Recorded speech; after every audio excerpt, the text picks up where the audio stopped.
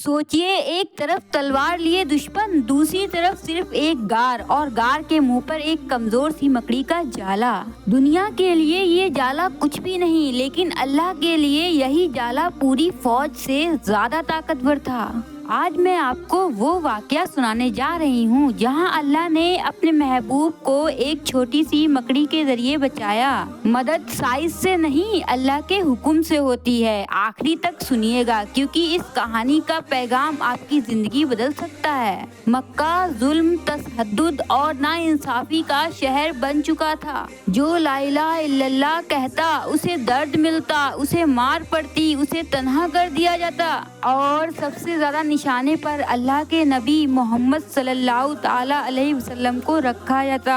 कुरैश के सरदारों ने फैसला कर लिया, अब मोहम्मद सल्लल्लाहु ताला अलैहि वसल्लम को जिंदा नहीं छोड़ना। हर कबीले से एक जवान, एक ही रात, एक ही वार, लेकिन अल्लाह के प्लान हमेशा दुनिया के प्लान से आगे होते हैं। अल्लाह ने अपने नबी को हुक्म दिया, आप मदीना हिजरत करें। रात का अंधेरा, घर के बाहर दुश्मन, लेकिन दिल में यकीन। नबी सल्लल्लाहु ताला अलैहि वसल्लम ने हजरत अली रज़ियल्लाहु ताला अन्हु को अपने बिस्तर पर सुला दिया और खामोशी से घर से निकल गए। हजरत अबू बकर सिद्दीक रज़ियल्लाहु ताला अन्हु साथ थे, जिनका डर सिर्फ एक था, या रसूलल्लाह, मुझे अपनी जान का गम नहीं, बस आपको कुछ ना हो। हिजरत के दौरान नबी सल्लल्लाहु ताला अलैहि वसल्लम और अबू बकर रज़ियल्लाहु ताला अन्हु गारे सौर नाम के घर में पहुंच गए। दुश्मन बिल्कुल पीछे पीछे थे। तलवारों की आवाज, पैरों के निशान और खून के प्यासे चेहरे।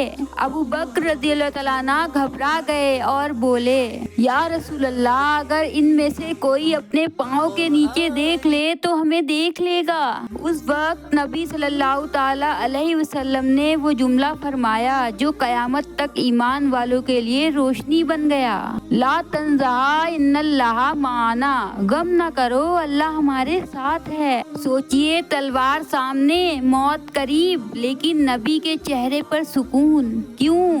क्योंकि जिनके साथ अल्लाह हो उन्हें कोई नुकसान नहीं पहुंचा सकता। और यहीं से शुरू होता है मकड़ी का अजीब वाकया। अल्लाह ने हुक्म दिया एक छोटी सी मकड़ी को, और सिर्फ मकड़ी ही नहीं, एक कबूतर ने भी गार के मुंह पर अंडे दे दिए। सिर्फ कुछ ही लम्हों में गार के मुंह पर इतना जाला बन गया जैसे सालों से कोई आया ही ना हो। कुरैश के लोग गार के बिल्कुल सामने आ गए। उनमें से एक बोला, यहीं कहीं होंगे। दूसरा बोला, इस गार में देखो। तब तीसरा हंसकर बोला, पागल हो क्या, इस गार के मुंह पर मकड़ी का जाला है और कबूतर के अंडे हैं। अगर कोई यहाँ होता तो ये सब कैसे होता। और बस वो वापस लौट गए। सोचिए जरा, जो चीज आप अपनी उंगली से तोड़ देते हो, जो हवा से फट जाता है, अल्लाह ने उसी को अपने नबी सल्लल्लाहु ताला अलैहि वसल्लम की शील्ड बना दिया।